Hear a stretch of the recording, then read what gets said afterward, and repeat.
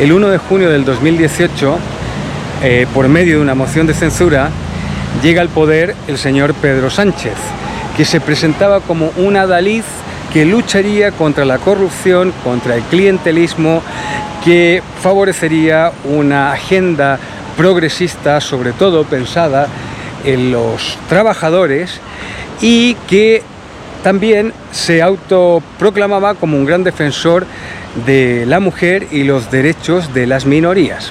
Pues bueno, este señor, que llegó en el año 2018 y que todavía sigue siendo a día de hoy, en el momento que estoy grabando este vídeo, el presidente del gobierno, el primer ministro de este país, pues no solamente no ha cumplido esas grandes expectativas que él mismo se había fijado como gran adalid de lo correcto, sino que ha sido todo lo contrario. Se ha transformado en alguien que no solamente ha olvidado a la clase trabajadora, sino que también se ha convertido en un gran motor de favoritismo y redes clientelares.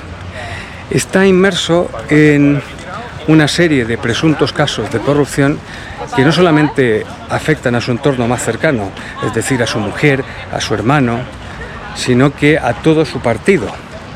Un partido que, si nos remitimos a la historia, el Partido Socialista ya tenía una historia, tiene una historia bastante turbia, a mi modo de ver, no solamente desde el momento de la transición democrática, sino que ya de antes, cuando estaba el Frente Popular, porque también se dice y se habla mucho de que Franco se alzó con un golpe de Estado contra la República, y eso no es verdad. Franco se alzó contra el Frente Popular, que tenía España dividida y totalmente destruida. Pues este señor, que tiene muchos parecidos con algunos de esos líderes de esa época, pues no solamente ha denigrado al pueblo español, sino que también se ha denigrado su propio partido. Nos encontramos en una situación bastante difícil, en el cual España ha perdido su soberanía desde el momento en el que somos parte de la Unión Europea, no tenemos una política económica propia, ni controlamos nuestras fronteras. Durante estos años hemos tenido un gobierno que lo que menos ha hecho es preocuparse por los trabajadores o por la gente humilde. Lo hemos visto con los afectados de la Dana, que a día de hoy hay muchos de que ni siquiera han recibido las ayudas, están totalmente abandonados, como los afectados en La Palma, y así una serie de otras cosas, como los afectados de la ELA. Pero sí que ha repartido dinero a diestras y siniestras por todo el mundo, especialmente en Marruecos, un país que es enemigo natural de España.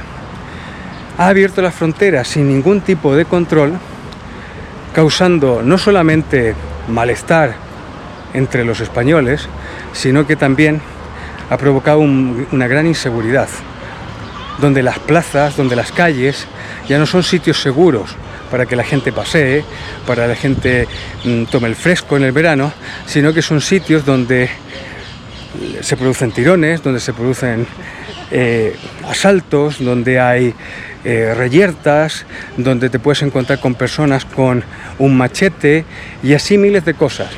También ha cancelado todo lo que es la opinión disidente, o sea, es decir, la opinión crítica. Si tienes una opinión crítica, pues él se ha encargado de que se cancele. Cuenta con todos los medios de comunicación, o sea, ha puesto sus tentáculos en todas las instituciones del Estado, creando un país totalmente a su servicio, con las instituciones totalmente a su servicio. Y así ha deteriorado totalmente la economía, y no solamente ha deteriorado la economía, sino que también la imagen de España en el exterior. Somos un país totalmente aislado, somos un país del cual en los foros internacionales se habla con preocupación, donde se ha minado totalmente los estándares democráticos. Este mismo señor que se ha presentado como un adalid de ellos. No hay que olvidar que este hombre tan feminista y su partido tan feminista están envueltos en presuntos casos de corrupción que no solamente afectan al dinero público, que ellos han pensado que era de ellos, sino que con mujeres, con prostitución, con cocaína y con sustancias prohibidas. Cuando tú y yo estábamos encerrados en casa y no podíamos salir por una pandemia, pues estos señores organizaban fiestas sin las medidas sanitarias, con prostitutas, con cocaína y con dinero público, en apartamentos, en paradores que son parte del patrimonio nacional, y han utilizado así todas las instituciones, y no solamente las instituciones, sino que también han denigrado el papel de la mujer. ¿Y el papel de la mujer por qué? Porque dentro de las filas del Partido Socialista tienen una serie de personas que son fanáticas y son capaces de justificar lo injustificable. Y son estas mujeres que defienden, incluso algunas han estado presuntamente detrás de todas estas situaciones tan grotescas, ordinarias y soeces en las que están involucrados los miembros del Partido Socialista. Estamos hablando de la forma en la que describen a las mujeres. Prácticamente son mercancías. Y no hay que olvidar también los casos relacionados con su hermano y con su mujer, con presuntos delitos de corrupción en los negocios, de trato a favor, una serie de cosas. O sea, yo creo que los partidos políticos en España, sobre todo los del régimen del 78, todos se han visto envueltos en casos de corrupción. Pero la corrupción asociada al Partido Socialista Obrero Español creo que es la peor. No solamente porque es muchísimo más dinero, sino porque es escandalosa, es grosera, es grotesca, es ordinaria, es soez, es denigrante hacia las personas, hacia las mujeres y hacia todo el mundo. Estas personas, al llegar al poder, lo que han hecho es pensar que todo el aparato del Estado era su chiringuito, era su cortijo. No hay que olvidar, y esto es importante, no hay que olvidar que en España estuvimos utilizando las mascarillas hasta más no poder, no por una decisión sanitaria, pensando en el beneficio, en el bienestar del pueblo español, sino que era porque estas personas se lucraban. Y estas personas, te decían, tomaban decisiones en base a un comité de expertos que luego nunca existió y que nunca nadie ha pedido responsabilidad por eso. Estamos hablando de un gobierno que decía abiertamente a los medios de comunicación en plena pandemia: todas las decisiones que tomamos responden a informes hechos por un comité de expertos, que no existía. Estamos hablando de que no solamente han mentido, porque evidentemente este señor que está en la Moncloa tiene una patología importante psicológica, psiquiátrica diría yo, que mentir es parte de su modus vivendi. Pero estamos hablando de que han engañado a la población de una manera tan vulgar, solo para lucrarse ellos. Y ya sabemos en qué se gastaban el dinero.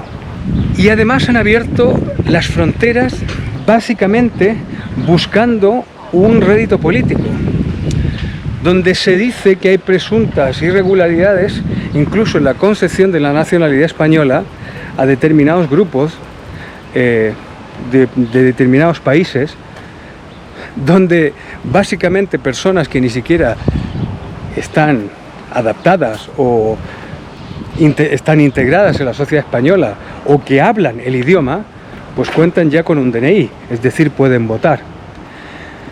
Hemos visto también que durante estos años de gobierno, pero también está arrastrado por los otros años anteriores del gobierno del PP, como al español se le relega, el español cuenta con menos posibilidades que otras personas que vienen de fuera.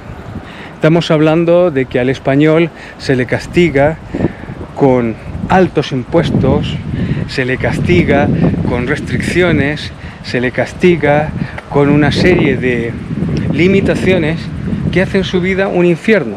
Y esto se ve materializado que cada día abandonan más personas España, personas preparadas, personas que podrían crear riqueza en este país, personas que podrían aportar mucho a nuestra economía y al futuro. Pero esas personas se marchan porque aquí no hay expectativa, porque aquí no se pueden crear negocios, porque aquí no hay una iniciativa privada que pueda prosperar con los impuestos que ahogan a las pymes y a los autónomos. Y estas personas se van, y a cambio recibimos otro tipo de personas, algunos de ellos que ni siquiera saben leer ni escribir, y que lo que están provocando es terror en las calles, donde las mismas cuerpos y fuerzas de seguridad del Estado, la policía, está atada de manos porque no puede hacer nada. Porque cuando hace algo, aparecen todos estos personajes de la izquierda más radical que apoyan y defienden al criminal antes que a las personas que han trabajado toda su vida para tener algo. No puede ser que hoy en día una señora no pueda salir a pasear en un barrio obrero en España sin que se sienta amenazada de que le van a quitar la cadena que lleva o el collar o los pendientes. No puede ser que dos hombres cogidos de la mano en determinados barrios que están totalmente islamizados sean atacados, sean insultados, sean agredidos. Porque las agresiones homófobas, a pesar de lo que nos quiere hacer creer el gobierno, no vienen por españoles blancos con pulseras de España, vienen por parte de otros grupos. Y así también pasa con las mujeres. Mujeres que antes podían salir por la noche, pues ahora le piden amigos, hermanos que las acompañen a casa porque se sienten inseguras. Durante estos años hemos perdido la seguridad jurídica, hemos perdido la seguridad ciudadana y también hemos perdido nuestra libertad que cada día está más acotada por un gobierno que se ha transformado más bien en un régimen que aspira a ser totalitario en base a la figura de un líder que no tiene escrúpulos y que lleva al país a la profunda ruina, porque ya lo está. Y esto, amigos, es como reflexión personal, no creo que se vaya a solucionar con un cambio de gobierno, con otro partido del mismo régimen del 78 que se alterne el poder. España no cuenta con soberanía, España no tiene soberanía económica, no controla su política económica, no controla sus fronteras, tenemos un montón de competencias cedidas a la Unión Europea, que es esta unión ideológica que tiene a muchos países ahora atados de manos, con una inmigración totalmente descontrolada. Esto no se soluciona con otro gobierno del mismo régimen.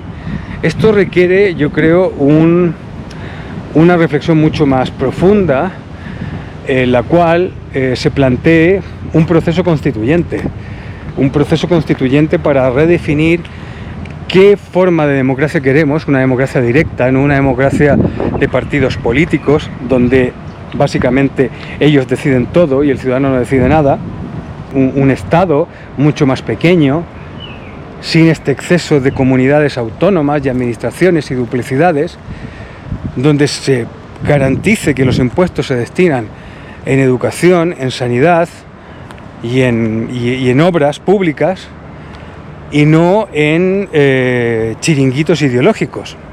Hemos llegado a un punto en el cual tenemos que plantearnos otro modelo, porque este modelo no funciona, y yo también pienso que deberíamos plantearnos la opción de reformular nuestra relación con la Unión Europea.